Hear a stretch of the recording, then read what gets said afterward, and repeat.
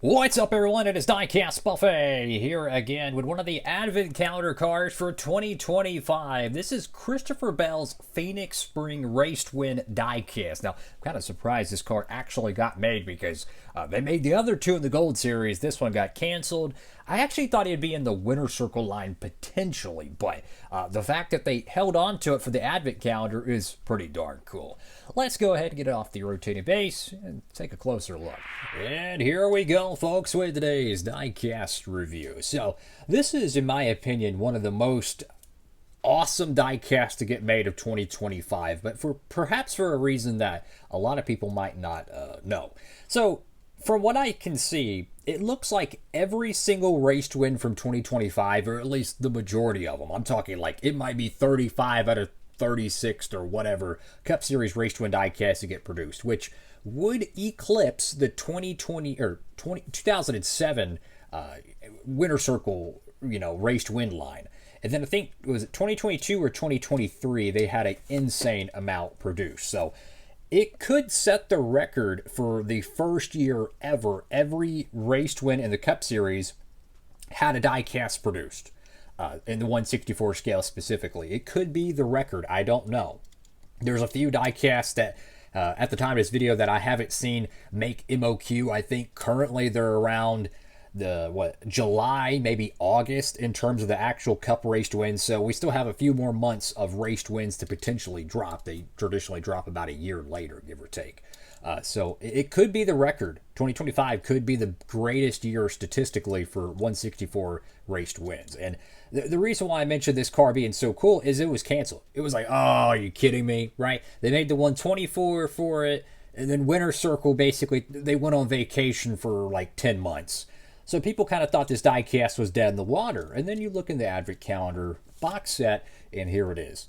If you're a Christopher Bell fan, you can honestly make a pretty good argument the entire diecast set is worth it for this one car, because if you're a completionist, you want every race to win he's ever had. This being a three-peat, it's definitely worth it, I feel like, in my opinion. Plus, you get a bunch of great diecast to go with it. So you got the front windscreen here, which has the very tall sun visor. They're racing in Arizona. You're going to have a lot of sunshine out there.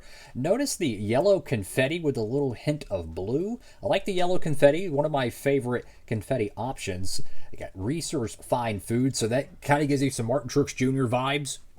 What's crazy is that this diecast got produced, but Martin Truex Jr.'s 2023 New Hampshire win never did. And we go to the front of the diecast as we further look around. You have the Camry badge there with the Toyota logo there against Sunoco. Number 20, and for whatever reason, that number 20 there looks like it has a orange tint to the outside to it. Maybe it's just an optical illusion.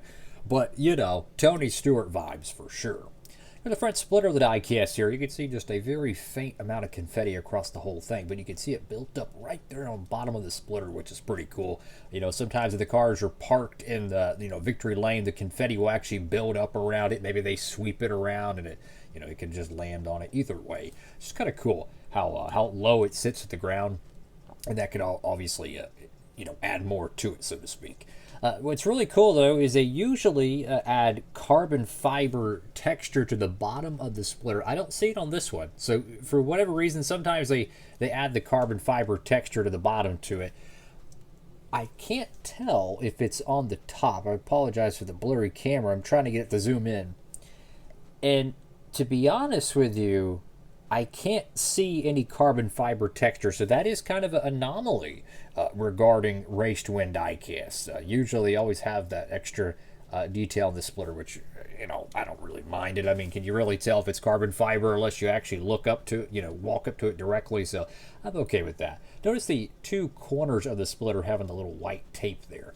So anyways, let's go to the left side of the diecast here. And you might be wondering, okay, why is there red Goodyear wheels on this thing? Well, if you remember, this was an option tire race where they have the standard yellow Goodyear letter tires and they had the red ones.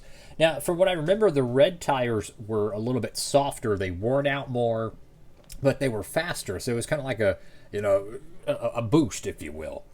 Well, anyways, they ran it in this spring Phoenix race, and from what I remember, it was actually really freaking good. I mean, when you think of Phoenix, let's just keep it a buck, it's not exactly Talladega, you know what I'm saying?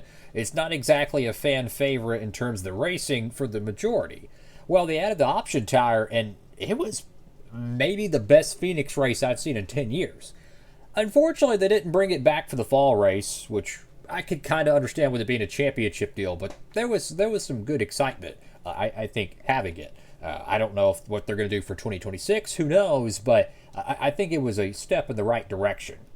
You got Goodyear there. You have the red Goodyears, which is kind of weird because Goodyear is traditionally blue or yellow. And then, when I think of red with tires, I think of like Firestone, which I don't think they're the same company. I think they're actually competitors. I could be tripping on that. I got number 20 right there with the Reser'S Fine Foods.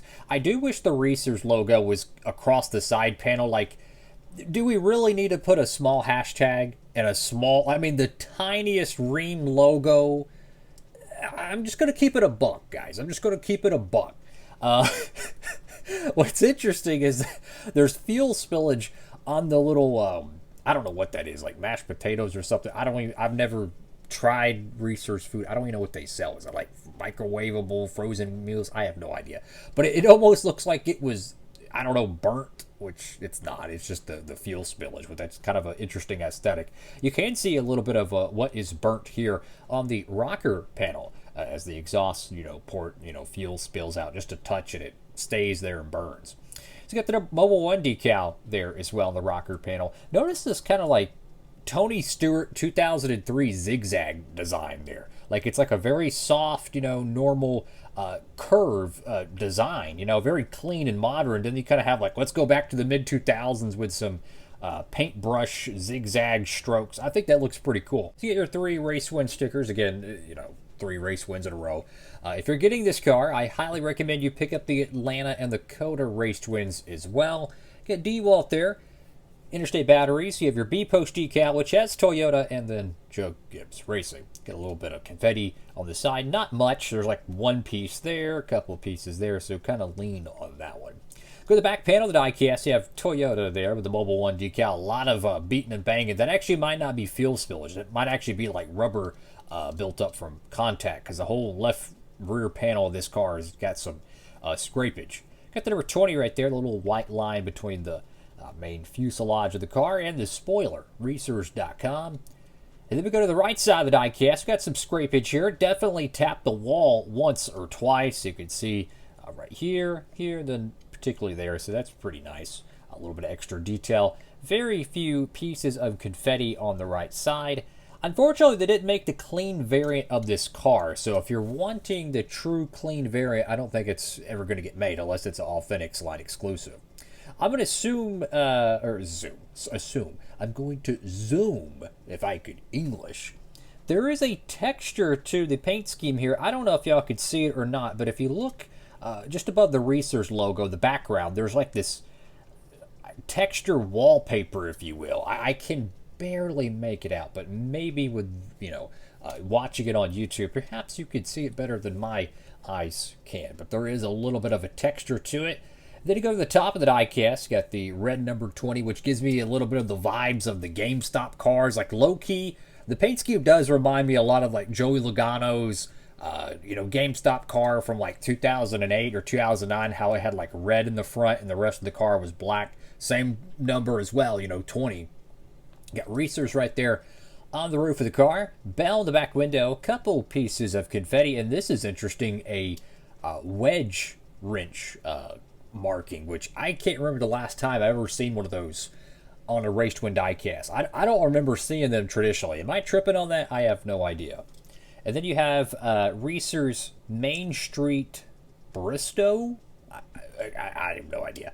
It's on the decklet as well as 7 other sponsors. You got Simeon's, DN, which I think might be Doosan or something. I have no idea.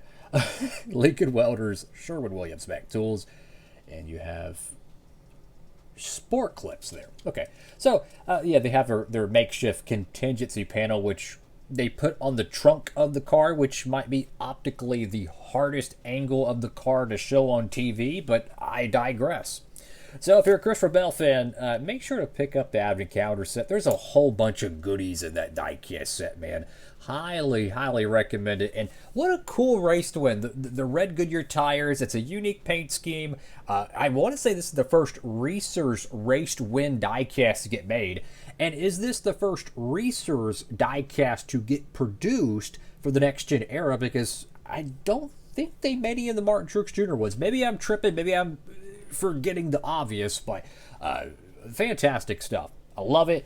And massive W for Lionel for at least putting the confetti and the window print on the car, because the other ones in the diecast set, they didn't have any window print. So essentially they bent the rules, so to speak, to make sure the fans not only got the correct, tire print, but the correct window print as well. Massive W, Lionel. Thank you all for watching the video. Have a blessed one, everybody. DB, signing off.